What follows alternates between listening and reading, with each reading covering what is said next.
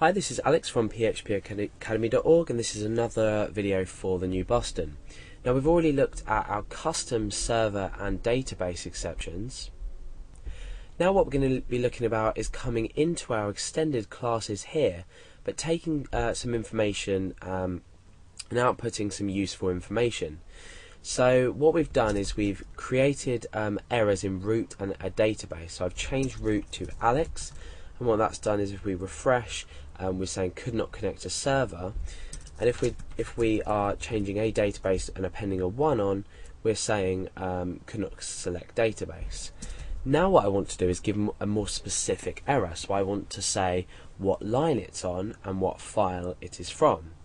So again, this may be a useless example, but you can understand then the concept of everything. So what I'm going to do is I'm going to delete this, and we are just going to echo out a custom error message depending on our server exception and database exception. And we're going to be changing these functions names in a bit when we've redefined them. So up here at the moment we've got nothing within our brackets, but if I pull these down, we can start to define custom functions inside, or methods rather, because obviously in object-oriented programming, which this is part of, we are looking at methods. We're calling them methods. So what we can say is we can say public function, we can say show specific, and again we're going to create a block inside this as well. So here is going to be our error message. So what this is going to do is it's going to echo out, in fact no, it's going to return, and what we want to return is first of all the line number that we find the error on, and then the file itself that we're actually in, which is going to be index.php. So we want to return this. We use this, it's not a defined variable that I've defined anywhere, this just means this in general here, this, and we're going to say get line. Okay, get line. So we can make it look a bit more user friendly. Error on line something, so this line here, and then we're going to say append on some more text in this get file.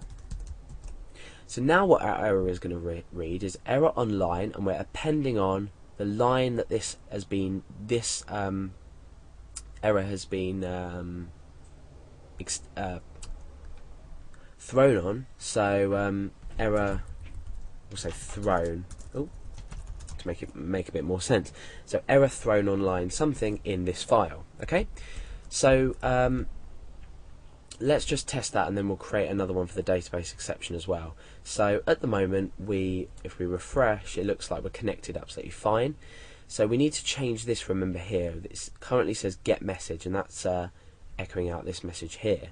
So let's delete these, and we'll purposely create a server error. We'll see what happens.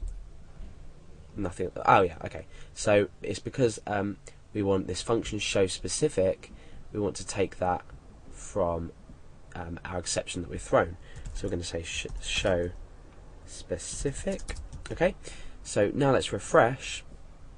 Okay, so we're showing that an error has been thrown on line 21 in, and then we echo the file name out. So our custom error message where the exception has been thrown is successful. So it reads error thrown in line something in. So let's just double check everything. I know the file name's fine because we can see that here. We're working with index.php, even though it wasn't previously shown, but there we are. So we're error thrown on line 21. Let's go and have a look to see where the error has been thrown. So the throw new server exception is on this line here, and you can see that down here in the corner it's line 21. So we're successfully showing the right information. So now what we can do is do the same thing for database exception. We can create a public function show specific, and we can do exactly the same thing. So we can return error thrown on line, and then we say this get line.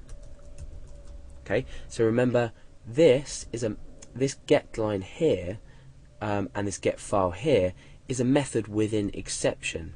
However, because we're extending this, we're actually putting it into use in our server exception, which we've called ourselves, or named ourselves rather. So this .get line, and then we append on in, and then we append onto that this get file.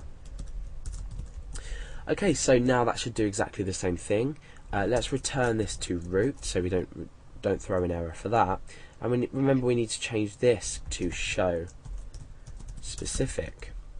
Okay, so let's change our database information, so we throw an error for this.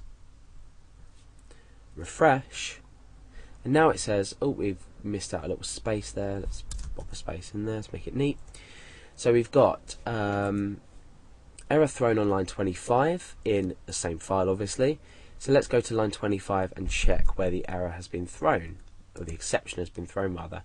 It's this line here, which is database exception. So you've probably guessed that the line that is thrown at is 25. So you can see that by extending our exception class, we can create our own methods inside to use data from our exception class. There's much more than this. If you go on the PHP manual, you'll be able to find a lot more methods inside and properties that you can take from this exception class and put it into your own.